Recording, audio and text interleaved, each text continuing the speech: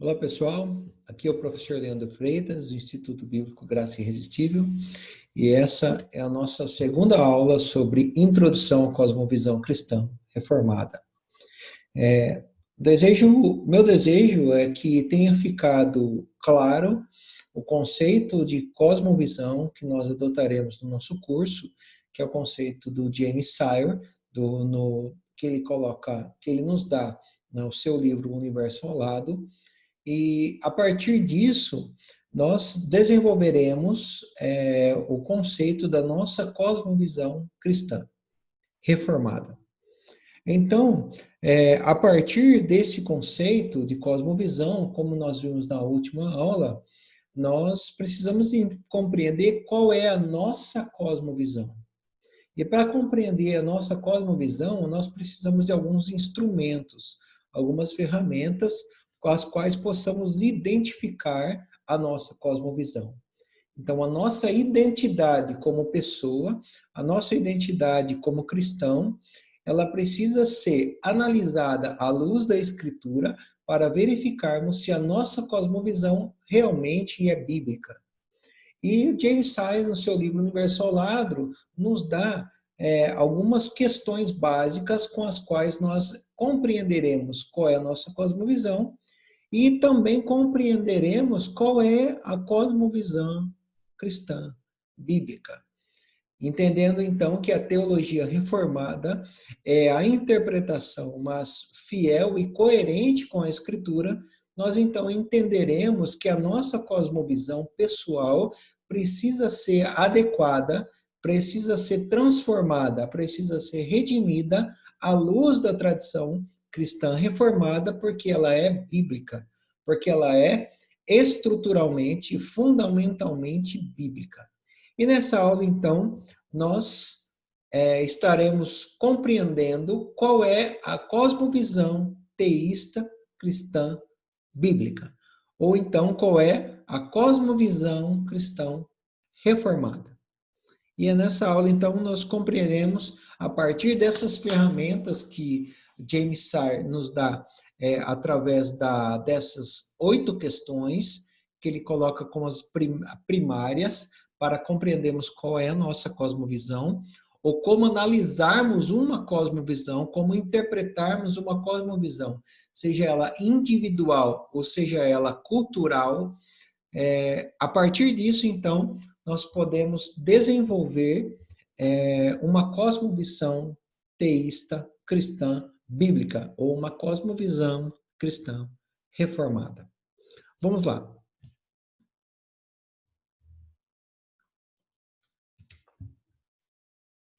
O que compõe uma cosmovisão?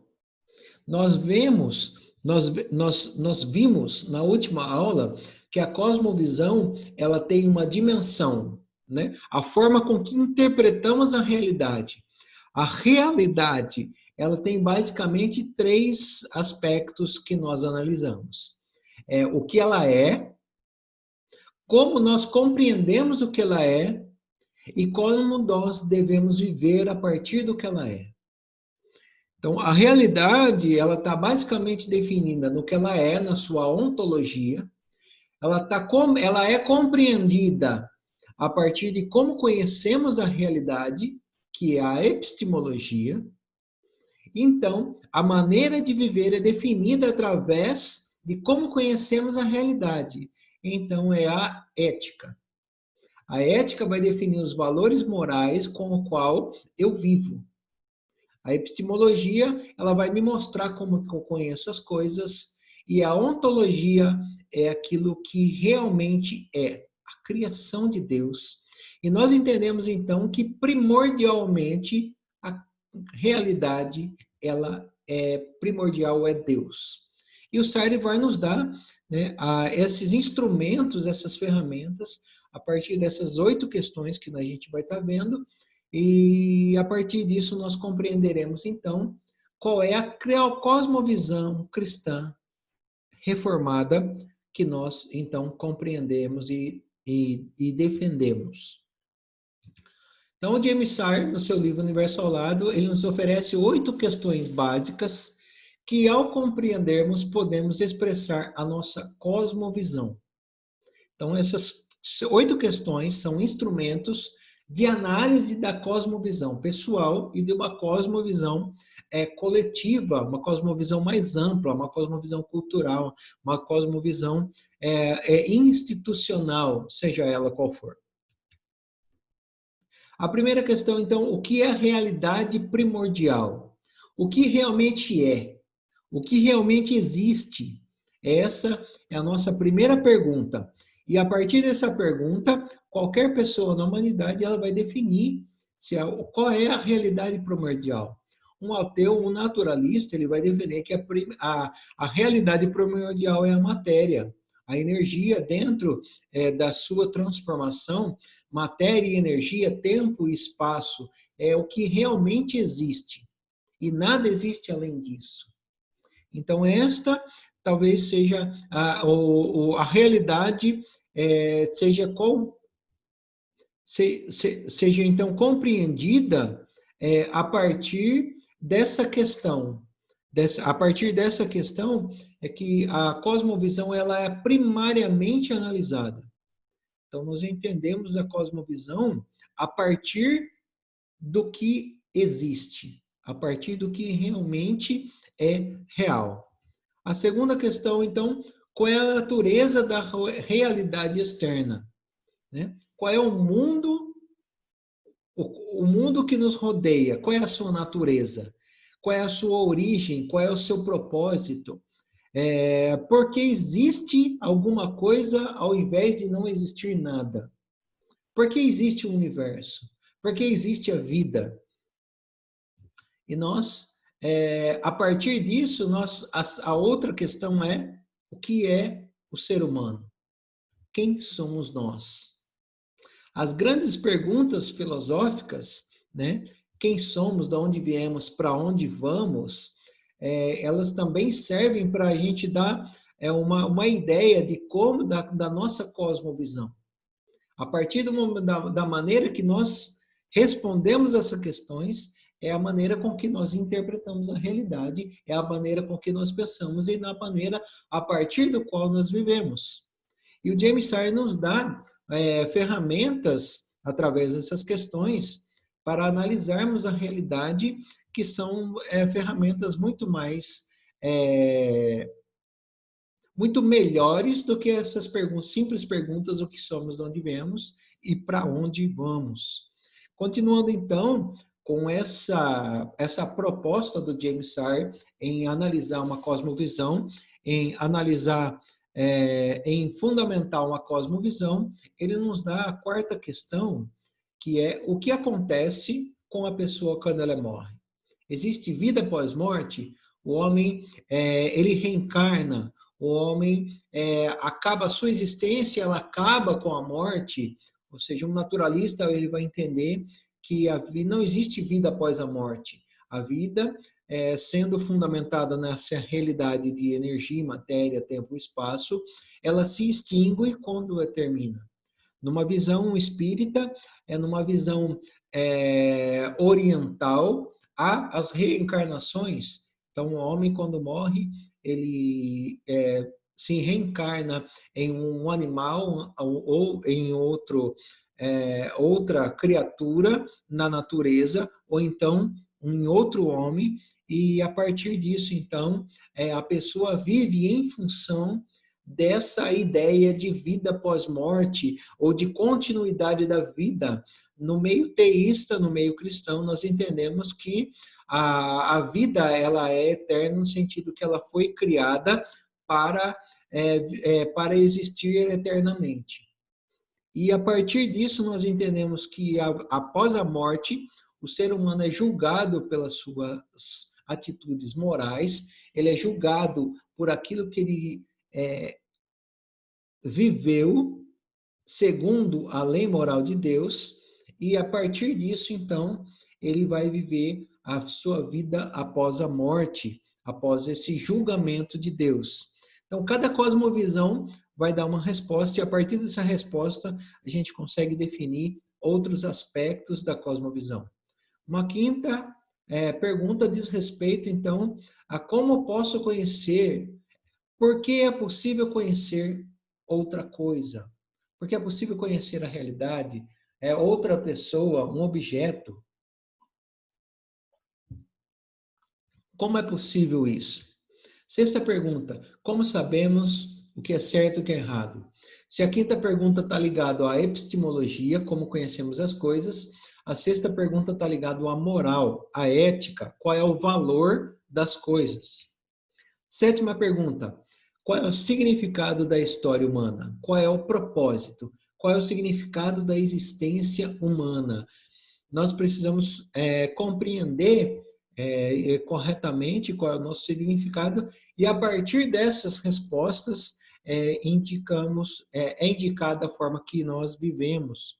E a última questão, que é dada por James Sire como ferramenta para uma análise da cosmovisão, para uma análise da individualidade, da forma de enxergar o mundo de uma pessoa ou de uma cultura ou de um pensamento predominante, seja ele na sociedade ou no mundo acadêmico. Na sociedade como, como popular ou no mundo acadêmico como intelectual. Essa oitava pergunta, ela nos diz: que compromissos centrais, pessoais e que guiam a vida são consistentes com essa cosmovisão? A partir disso, então, nós temos ferramentas para compreender, para interpretar uma cosmovisão, como eu disse, individual, ou seja, a maneira que a pessoa, ou as respostas que a pessoa dá para estas 8 questões, vão implicar de como ela vive. Vão implicar como ela reage às circunstâncias da vida, vão implicar quais são os projetos, planos e sonhos dela e a partir do qual ela vive e a partir do qual ela toma decisões. Vai demonstrar o que ela realmente crê, aonde está fundamentada a sua fé.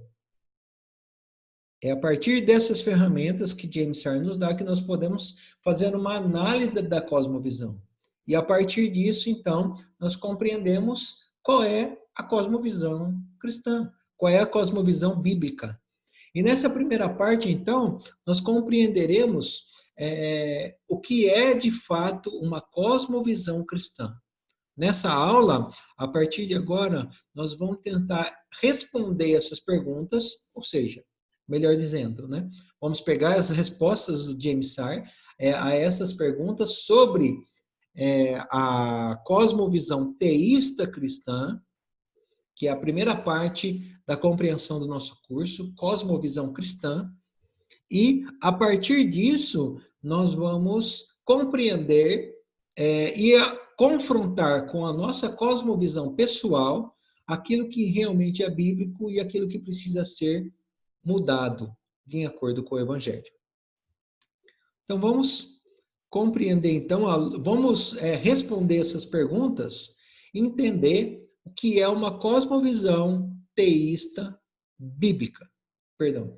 Uma cosmovisão teísta cristã, que é fundamentalmente bíblica, estruturalmente bíblica.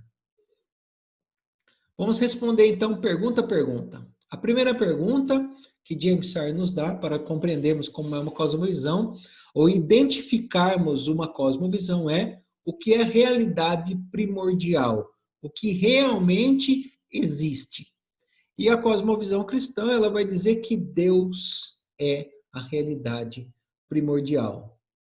Nele nos movemos e existimos. Dele sustenta toda a criação. Deus, ele é o fundamento de toda a criação. A matéria não é pré-existente. No pensamento cristão, Deus é. Ele não apenas existe, Deus é. O conceito do ser de Deus é um conceito que ele transcende a realidade. Se a existência implica em categorias da realidade que a gente pode aqui definir como matéria, energia, tempo e espaço, Deus ele transcende essa realidade. Deus ele é maior, Deus é o provedor, Deus é aquele que cria essa realidade. Então, Deus é muito mais do que existe. Deus muito mais do que existe. Deus é. E quem é esse Deus?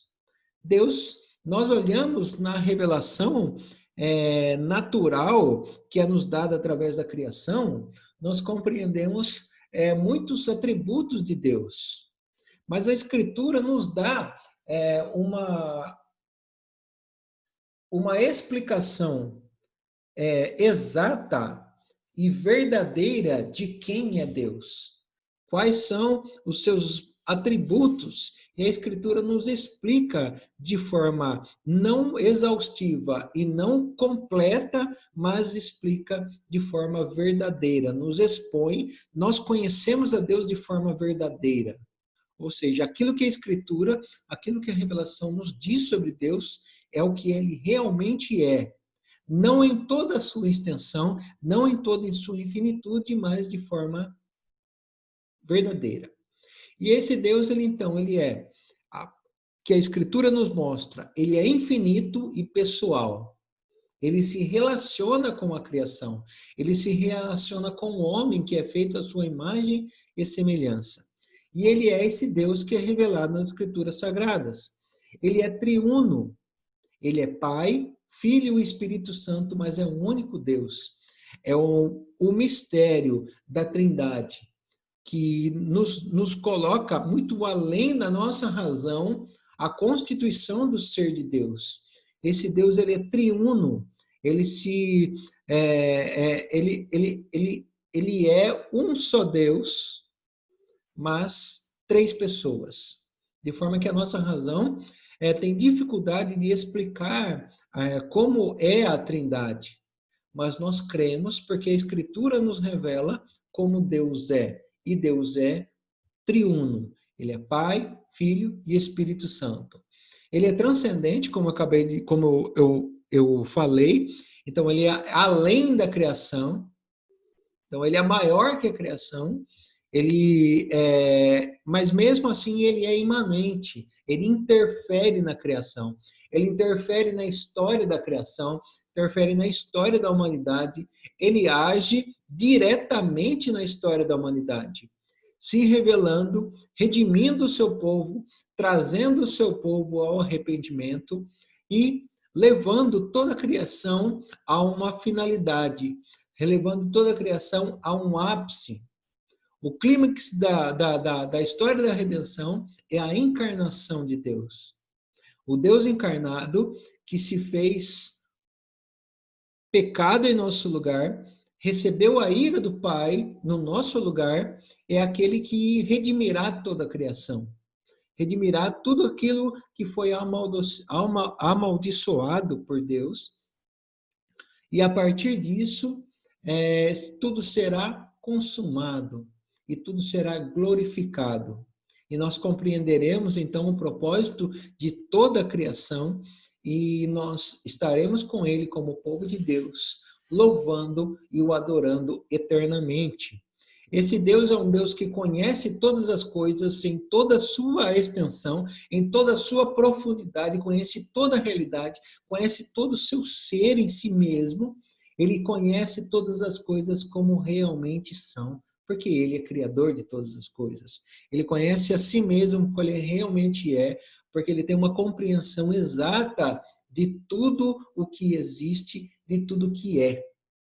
Onipresente, soberano e bom, diz respeito à sua soberania, à sua bondade, à sua santidade, à sua justiça, diz respeito ao seu caráter puro. E, entre outros atributos, Deus, ele é a realidade primordial de todas as coisas. Então, o primeiro aspecto de uma cosmovisão teísta bíblica é Deus. Deus precede tudo aquilo que existe. Antes de tudo existir, antes de toda a realidade, antes de toda a criação, Deus é eternamente. E isso é o primeiro aspecto, a primeira resposta a essas perguntas que o James Hart nos dá para que analisemos a nossa cosmovisão. Uma cosmovisão teísta bíblica, Deus é a realidade primordial. Na segunda questão, nós temos então, qual é a natureza da realidade externa? O mundo que nos rodeia. A realidade, então, é o cosmo criado por Deus, ex nihilo. O conceito ex nihilo está ligado a Deus não ter utilizado nada fora dele, a Deus ter criado tudo a partir dele mesmo. O conceito ex nihilo que dá a compreender que tudo foi criado do nada. Mas nós compreendemos corretamente que tudo foi criado a partir de Deus.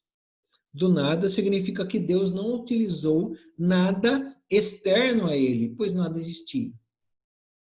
Então, o conceito ex nihilo, tudo a cosmo criado a partir do nada, diz respeito que não existe nenhuma outra realidade, nenhum tipo de substância além de Deus. Então, é a partir de Deus que tudo é criado, e a partir disso tudo é criado para operar com a uniformidade de causa e efeito em um sistema aberto, ou seja, em um sistema onde há interferência de Deus, um sistema onde Deus interfere naquilo que foi criado.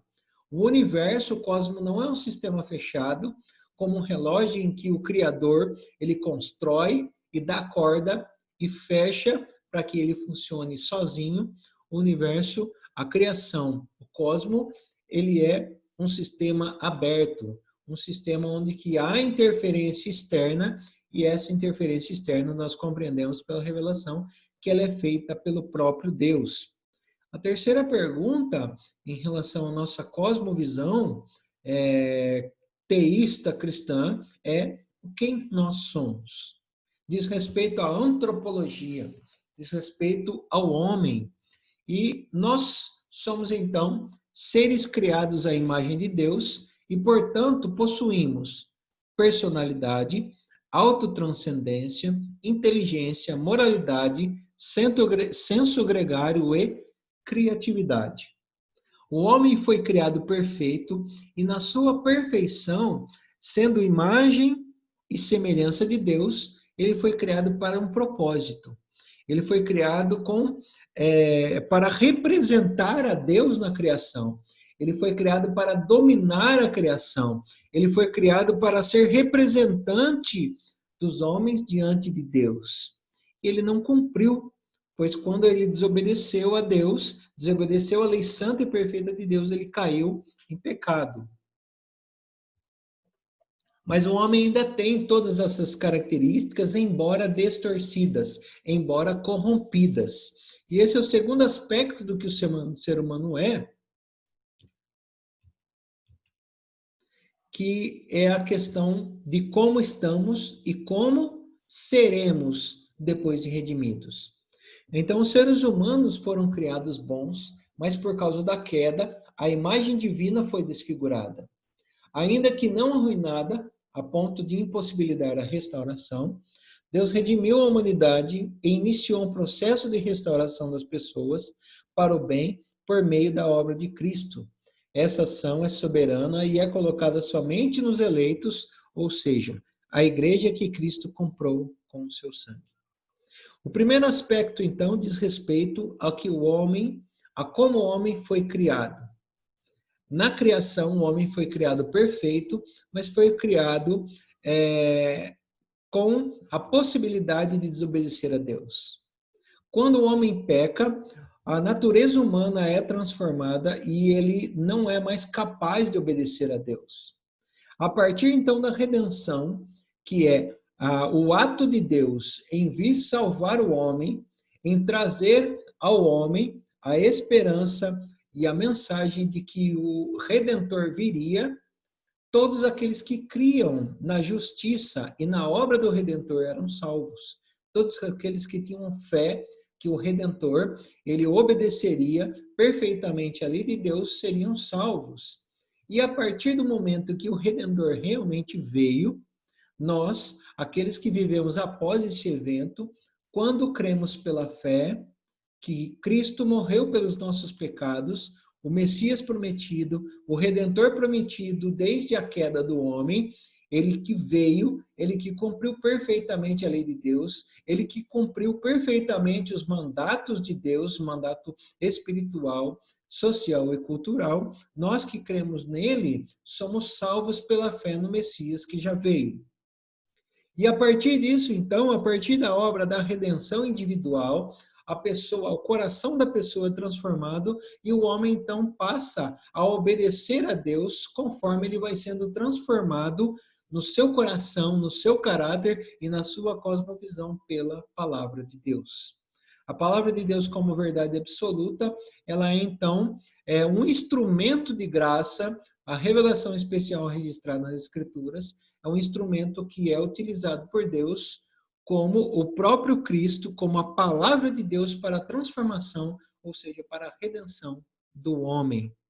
E isso é feito através do Espírito Santo, através da Escritura Sagrada, e será então consumado, finalizado quando Cristo voltar e tudo aquilo que foi desfigurado pelo pecado for redimido. Então toda a criação então é salva. O ser humano então é um homem que é criado à imagem e semelhança de Deus, desfigurado pelo pecado, mas o povo de Deus, ele é redimido em Cristo, ele é justificado pela obra de Cristo e a partir disso então ele é transformado. A cosmovisão teísta bíblica, ela dá essa resposta a respeito do que o ser humano é, quem é o homem, quem somos nós. A quarta questão, ela diz respeito à vida, ela diz respeito à morte, né? O que acontece quando a pessoa morre? Na cosmovisão teísta bíblica, na cosmovisão teísta cristã, cosmovisão bíblica, para cada ser humano, a morte representa tanto o portão para a vida com Deus e seu povo, quanto o portão para a separação eterna da única coisa que pode satisfazer as aspirações humanas definitivamente. A morte, então, segundo a Escritura, é a separação temporária da alma do corpo. Nós compreendemos pela Escritura, em Gênesis capítulo 2, que o homem fundamentalmente, tem duas partes. Uma parte que é material e uma parte que é imaterial.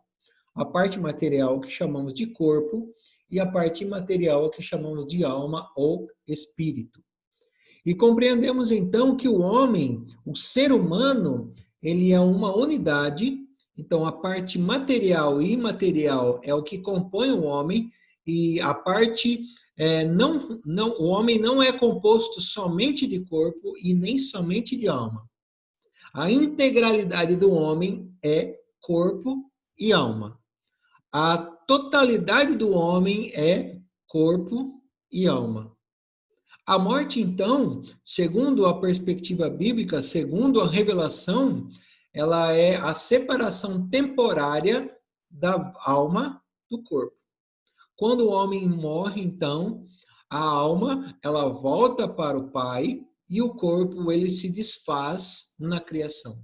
Ele volta ao pó.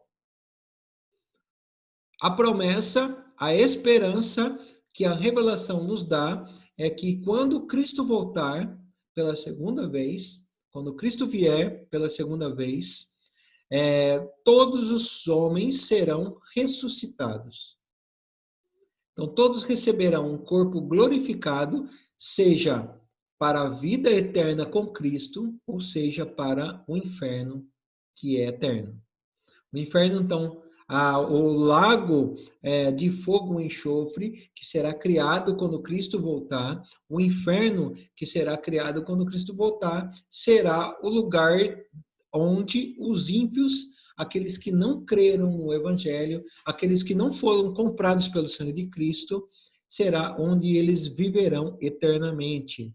E aqueles que foram comprados pelo sangue do Cordeiro, será um lugar onde nós ressuscitados, os cristãos, os crentes em Cristo em toda a história da redenção, viverão com o Senhor. A morte, então, para o cristão é essa separação temporária, até a volta de Cristo, onde já há uma compreensão de como será a eternidade. Aqueles que são salvos, aqueles que são cristãos, quando morrem, vão para a presença de Cristo, e aqueles que morrem sem Cristo já estão no estágio de sofrimento, no estágio no estágio que precede o inferno, que será criado quando Cristo voltar. A quinta questão diz respeito a como conhecemos as coisas ou a epistemologia. Porque é possível conhecer outra coisa. Os seres humanos podem conhecer tanto o mundo que os cerca quanto o próprio, porque Deus colocou em nós a capacidade e porque Ele desempenha um papel ativo nessa comunicação. Deus, então, Ele nos deu instrumentos, os 5 sentidos, as faculdades mentais, para conhecermos as coisas que foram criadas, assim como nós. Nós fomos criados com esses instrumentos, com essas ferramentas para conhecer tudo aquilo que foi criado. Toda a realidade, todos os objetos, as pessoas, nós podemos conhecer porque Deus nos deu esse instrumento. Deus nos deu essas ferramentas. E porque ele, então, através da criação, ele se comunica. Os céus proclamam a glória de Deus, os céus falam da glória de Deus. Toda a criação, a beleza da criação, tudo aquilo que é ordenado e criado demonstra quem Deus é. E nós então compreendemos quem Deus é, conhecemos a Deus pela criação, nós conhecemos a Deus porque a sua lei é inscrita no nosso coração, mas nós conhecemos verdadeiramente a Deus através da revelação especial registrada nas Escrituras. Porque devido ao pecado, todas as nossas faculdades mentais e a forma com que nós enxergamos a realidade é corrompida, é deturpada pelo pecado. Mas através da Escritura, nós conhecemos a Deus e a realidade de forma como ela verdadeiramente é. Então, porque é possível conhecer outra coisa, é porque Deus, tudo aquilo que Ele criou, nos deu como criaturas instrumentos para conhecer essa realidade criada por Ele, para conhecermos a sua criação. A sexta pergunta, ela está relacionada, então, à ética, está relacionado à moral, está relacionado àquilo que é certo e errado, ao bem e ao mal, ao bom e ao ruim, aquilo que é verdadeiro ou falso.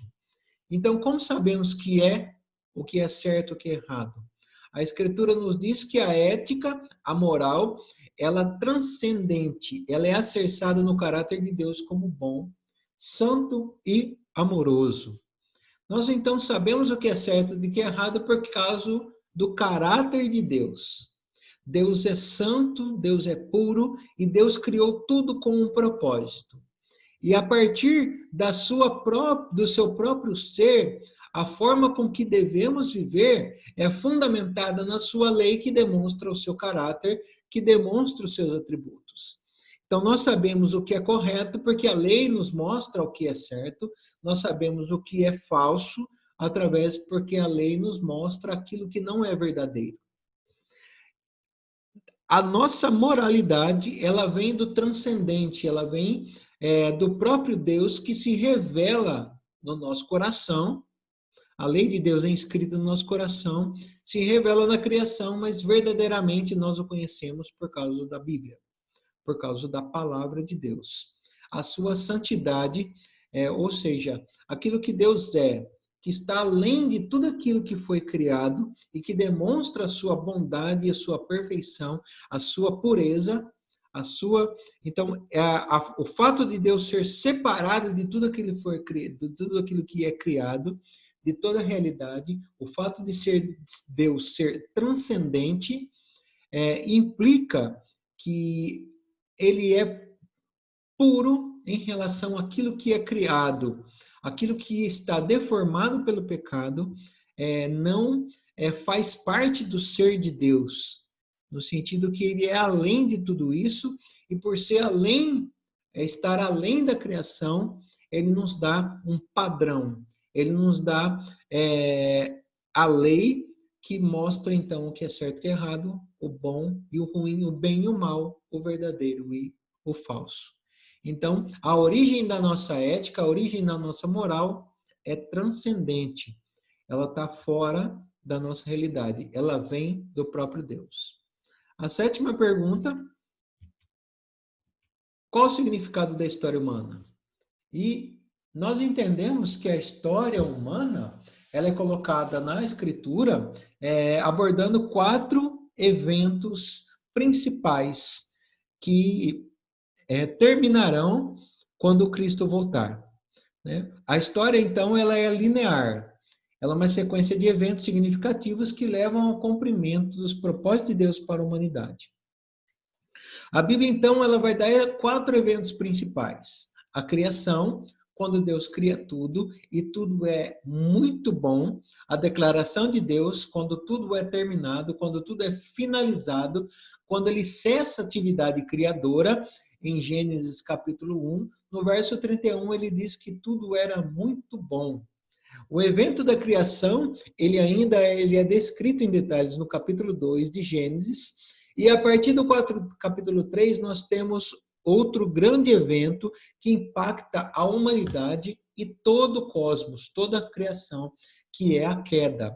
A queda é aquele evento histórico onde o homem desobedece a Deus.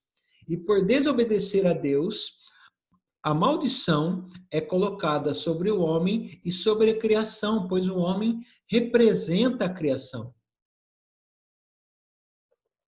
Toda a criação, então, sofre um processo de degradação, um processo que ele, a partir da desobediência do homem, que na Escritura é chamado de pecado, o pecado, então o homem ele passa a ter uma natureza pecaminosa, ele passa a ser o pecador e desobediente a Deus.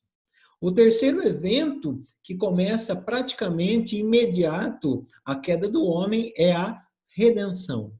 E quando olhamos para a Escritura, o capítulo 3, ele vai nos fornecer o momento histórico da queda, o relato da queda, mas a partir do verso 15, o Evangelho, a boa notícia de que o Redentor viria e restauraria, recriaria tudo aquilo que foi corrompido pelo pecado, já é nos dado pelo próprio Deus.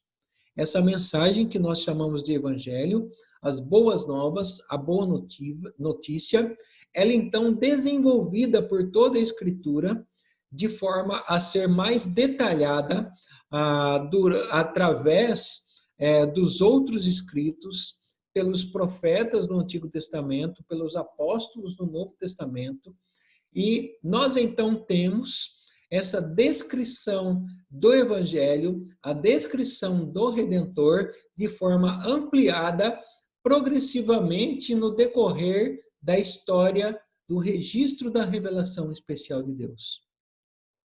Nós então compreendemos que a história humana, ela tem um propósito, e o propósito é glorificar a Deus.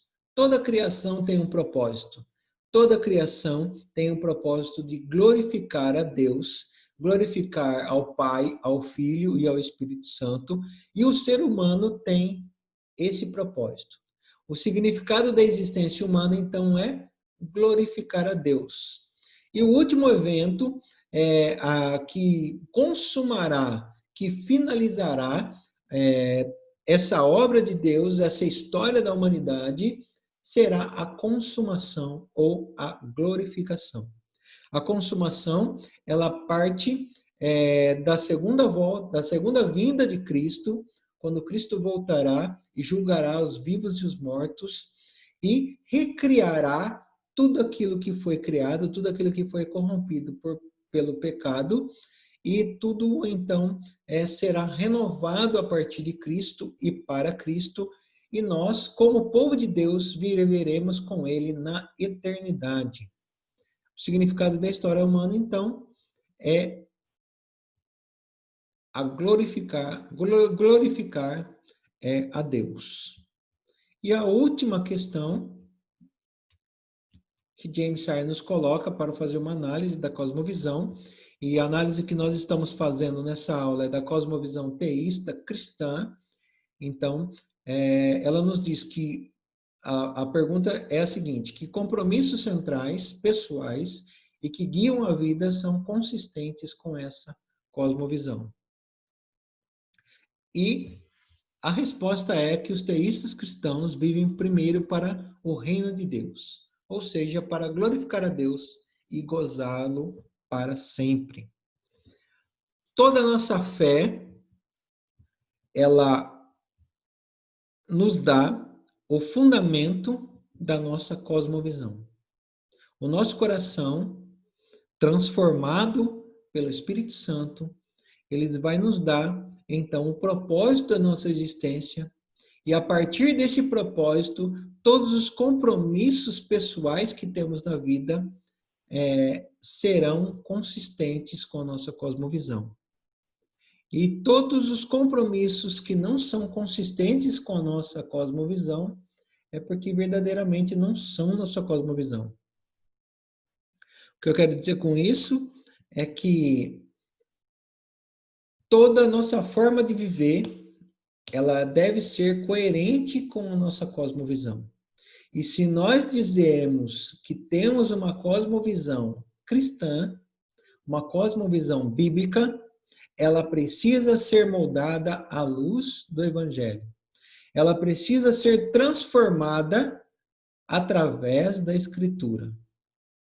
Toda a Escritura é inspirada por Deus e útil para educação, repreensão, correção e instrução na justiça, com o propósito que o homem seja perfeito e perfeitamente habilitado para toda boa obra. A Escritura, então, é suficiente para transformar toda a nossa cosmovisão.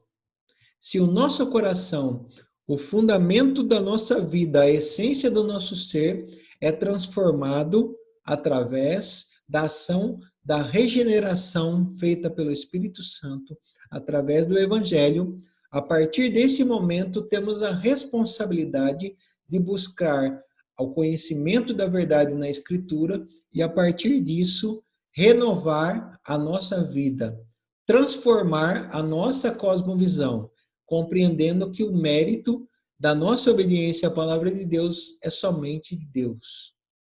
Nós precisamos, a partir da conversão, compreendermos que somos justificados diante do Pai, a justiça de Cristo foi imputada, foi colocada sobre a nossa vida, o sangue de Cristo comprou a nossa vida, nosso escrito de dívida foi encravado na cruz, e a partir disso, então, viveremos para glorificá-lo. Colocamos, então, toda a nossa vida sob o senhorio de Cristo.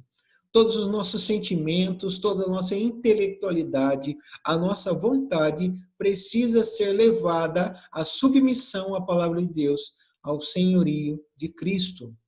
A partir disso, então, a cosmovisão teísta cristã, a cosmovisão bíblica, ela é construída em nossa vida. Esse é o significado da nossa cosmovisão cristã. Para a gente finalizar, então, a cosmovisão cristã, a cosmovisão teísta cristã, ela diz que teísmo está ligado ao Deus que é imanente e transcendente. O nosso teísmo é um teísmo trinitário, porque é um Deus, Pai, Filho e Espírito Santo. A Trindade, Deus é um, mas tripessoal, Pai, Filho e Espírito Santo. A nossa cosmovisão teísta, ela é canônica, ou seja, a Bíblia é a revelação especial de Deus registrada para o seu povo em todas as épocas. É a verdade absoluta, inerrante, infalível e totalmente suficiente para a nossa vida cristã. E por último, a nossa cosmovisão teísta bíblica ela é aliancista. Deus é pessoal e se relaciona com o seu povo através do pacto, aliança. E o pacto, ele pressupõe a lei de Deus e o seu amor. Ele pressupõe que Deus é santo, justo, perfeito, puro e bom, e pressupõe também que Deus é um Deus gracioso, amoroso, bondoso e que cuida do seu povo. É um Deus que morre pelo seu povo, é um Deus que recebe a sua própria ira no lugar do seu povo, é um Deus que redime seu povo, é um Deus de aliança.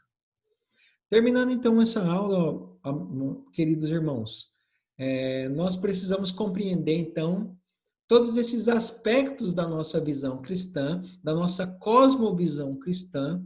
Nós, então, temos uma cosmovisão cristã, que significa que ela é teísta, trinitária, canônica, aliancista. E, a partir disso, nós precisamos compreender em que nossa cosmovisão deve ser transformada. Você pode, então, responder pessoalmente a partir daquilo que você vive, a partir daquilo que você decide, a partir daquilo que você realmente obedece à lei de Deus, qual é a sua cosmovisão? E a partir dessa análise, você pode ser levado ao arrependimento daquilo que você não obedece à lei de Deus e compreender, então, que a sua cosmovisão precisa ser continuamente e progressivamente sendo transformada à luz do Evangelho, à luz da palavra de Deus, à luz do Deus que é transcendente, à luz do Deus que é Pai, Filho e Espírito Santo.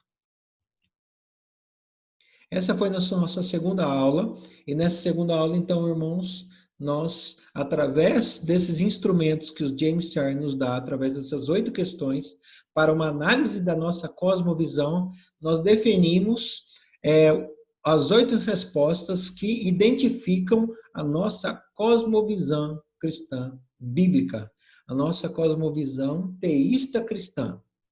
E a partir da próxima aula, nós estaremos vendo os aspectos de uma cosmovisão cristã reformada, segundo a tradição reformada, que provém do século XVI, com os grandes reformadores, e a partir da escritura desses 4 grandes eventos da história da humanidade, que são a criação, queda, redenção e consumação. Que Deus abençoe a todos e que em breve possamos estar na nossa próxima aula e, quando Deus assim quiser, que nós possamos estar pessoalmente juntos. Deus abençoe a todos, irmãos.